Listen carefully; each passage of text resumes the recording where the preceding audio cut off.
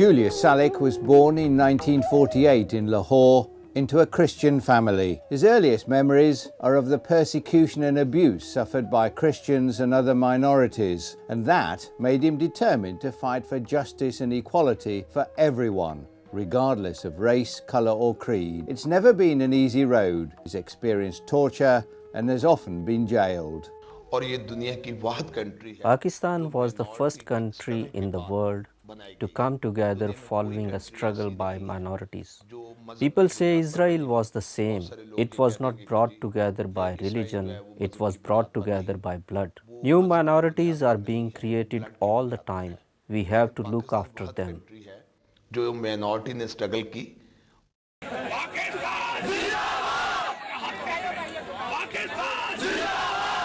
Jay Salik's first major campaign was in 1977 in the town of his birth, Lahore. He demanded the release of Pakistan's Prime Minister Zulfikar Ali Bhutto after he was sent to prison following a military coup led by General Zia. In 1979, he organised a joint Christian-Muslim conference to press for the release of American hostages taken by Iran. They were set free on Christmas Day. In 1985, he trekked to the Iran-Iraq border to demand an end to the war between the two countries.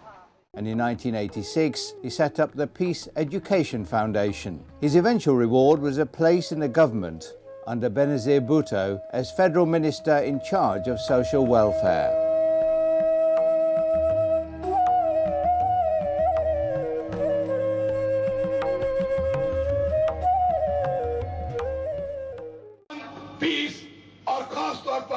We are fighting for human beings and not for religions. Our lives are about love and peace. We are in an eternal war for peace and humanity, a war we must win.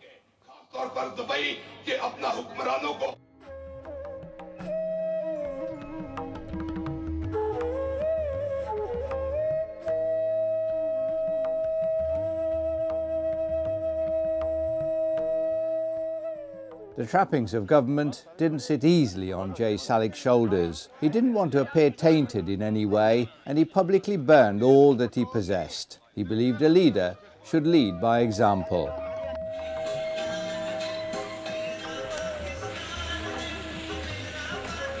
After I burned everything, I put the ashes on my head, and the hot ash and cinders damaged my eyes, but I did not care.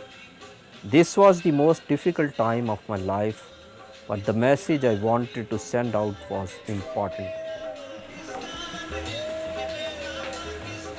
Jay Salik continued to work tirelessly for peace. He lived in a cage for 7 months to highlight the helplessness of the oppressed. He called his home the Black House. He asked, "Where does light shine? In the darkness." Christians and Muslims agree there's only one God, and that's there's a need for peace. I've been in the cage for more than 6 months, and it's all in the name of peace. As his fame spread, Jay Salik was elected to Parliament despite spending no money on his campaign. Wherever he went, huge crowds gathered to hear what he had to say. Even though he's known as a devout Christian, the poor and the oppressed in countries all over the world of all religions knew that he was fighting for all of them. Governments don't always do what they should do and help people like us, but Jay Salik does, and he's doing a great job for us. He's bringing all parties and groups together. We are all united and we are all fighting together for one Pakistan.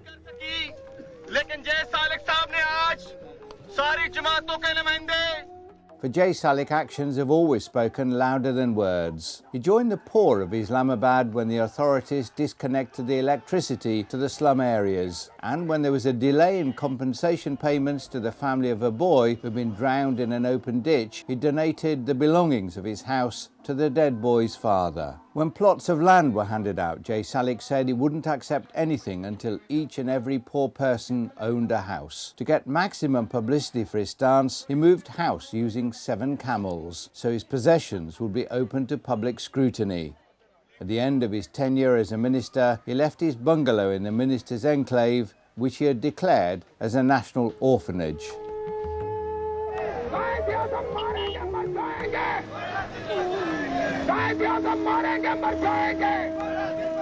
Jay Salik could have become a rich man, but he's never been interested in financial gain. He doesn't own an inch of land, and his courage and determination to fight for the poor and the oppressed were finally recognised when he became the only Pakistani to be nominated for the Nobel Peace Prize. Today, Jay Salik's work is nowhere near completion. His latest project is the World Minority Parliament, which was launched in London in the spring of 2010, and which aims to get a seat in the United Nations to speak out against oppression.